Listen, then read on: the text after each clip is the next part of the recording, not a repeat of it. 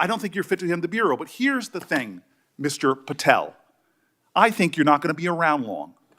I think this might be your... Senator Cory Booker just did what no hearing has done before.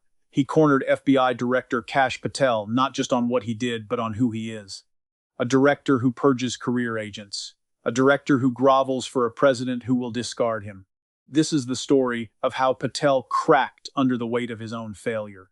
Watch, and you will understand exactly why this moment matters. Make sure to like and subscribe for full breakdowns of the hearings that actually change things. How often do you speak to Stephen Miller? Frequently on our Homeland Security task forces. You frequently talk with Stephen Miller about subjects other than Homeland Security task force issues, correct? I frequently talk to Mr. Miller about Homeland Security task forces. Has Stephen Miller ever given you his opinions on how to run your agency? Mr. Miller's interagency operations are invaluable to the FBI. That's what we talk about. So you frequently discuss your job and your responsibilities with Stephen Miller and Pam Bondi, I imagine, as well. Absolutely. She's the attorney. Classic deflection. Every single question from Senator Booker met the same wall. Semantic games. Stephen Miller's role. Invaluable interagency operations. Pam Bondi's calls. She's the Attorney General. This is not answering. This is a scripted wall of vague talking points designed to run out the clock. And it worked, right up until Booker stopped asking and started exposing. The setup is crucial.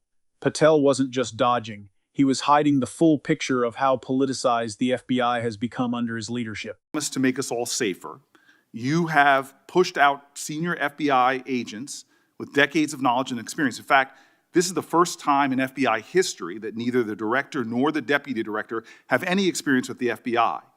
You've shifted the agency's priorities primarily to pursuing Donald Trump's immigration enforcement agenda. According to ICE data, the Cato Institute, which is a conservative think tank, found that 20% of all agents have been diverted from their work to assist ICE immigration enforcement. 20%.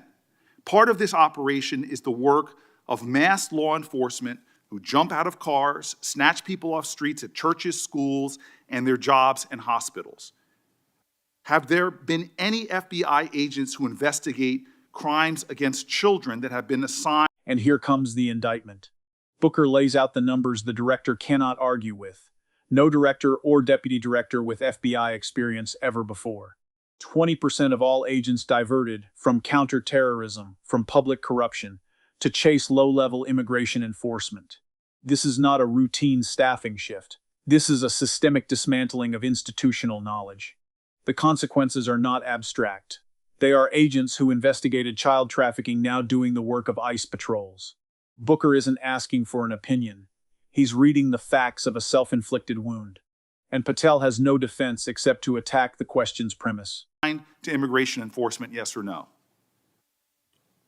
The premise of what you say is entirely false. Have there been any FBI agents who investigate foreign domestic terrorism? You don't get to say America is not safer under this leadership. I am not saying America is safer because of the work of the FBI. You're making a presumption of premise. 4,700 children. Sir, we have seized 6,000 weapons and 23,000 violent felons have been arrested. That FBI agents who investigate human trafficking have been reassigned to immigration enforcement. You are not denying that FBI agents who are on the task force that fight against Russian oligarchs have not been reassigned. Public Corrections Squad reassigned. People who defend us against... Classic trap, perfectly evaded.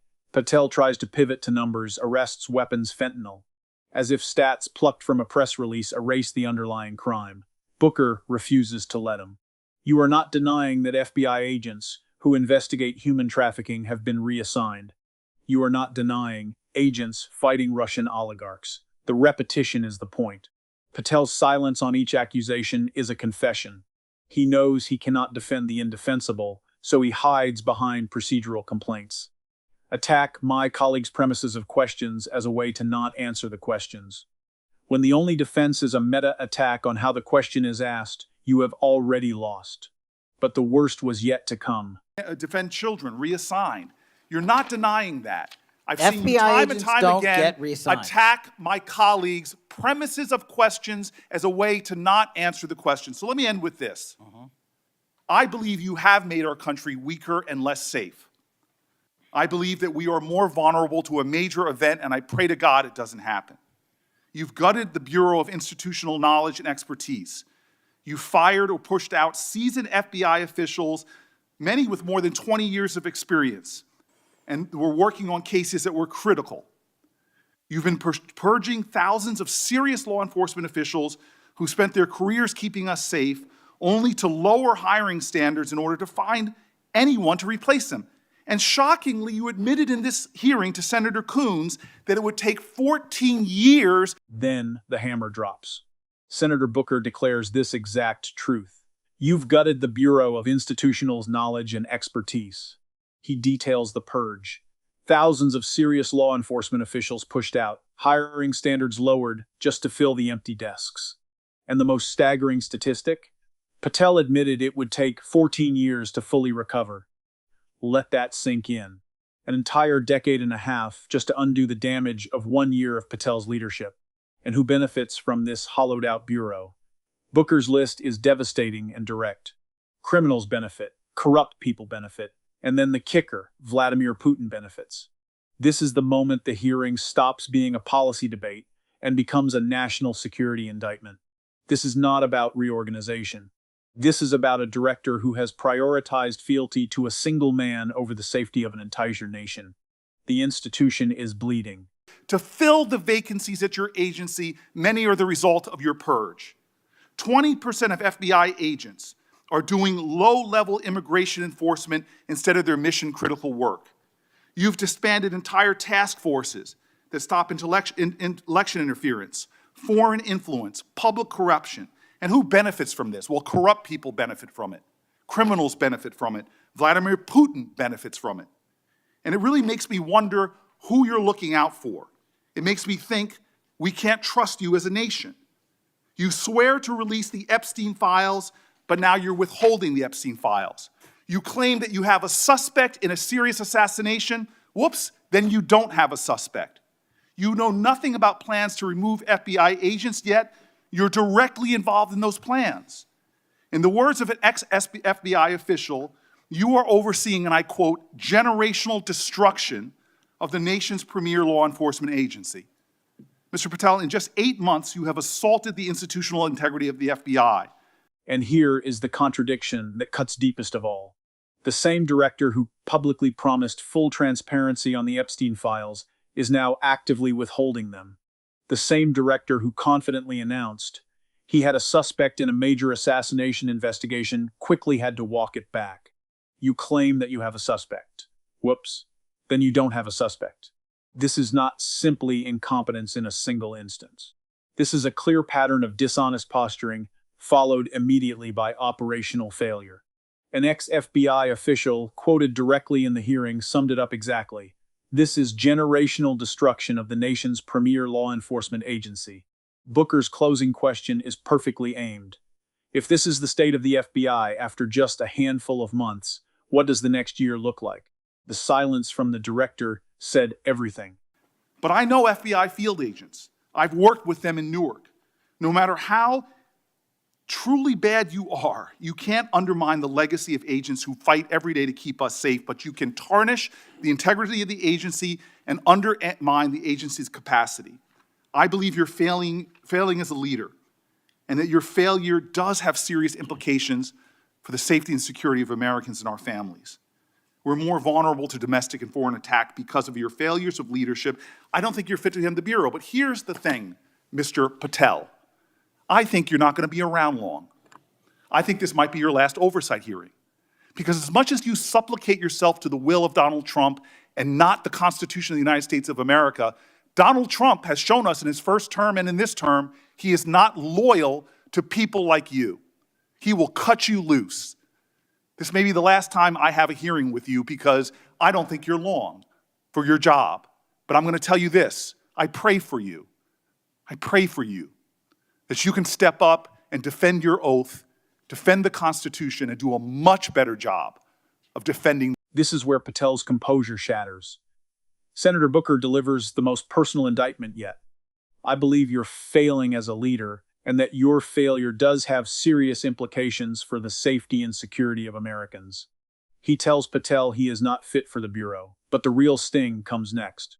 I think this might be your last oversight hearing, because as much as you supplicate yourself to the will of Donald Trump and not the Constitution of the United States of America, Donald Trump has shown us in his first term, and in this term he is not loyal to people like you. He will cut you loose. Booker's closing is not a threat. It is a prediction rooted in the history Patel swore fealty to. The purger will be purged. The prayer, I pray for you that you can step up and defend your oath, is the most devastating mercy in the exchange. It frames the whole confrontation as a leader who chose the wrong master. Do you want to say anything? Yes, at this sir. point? That rant of false information does not bring this country together.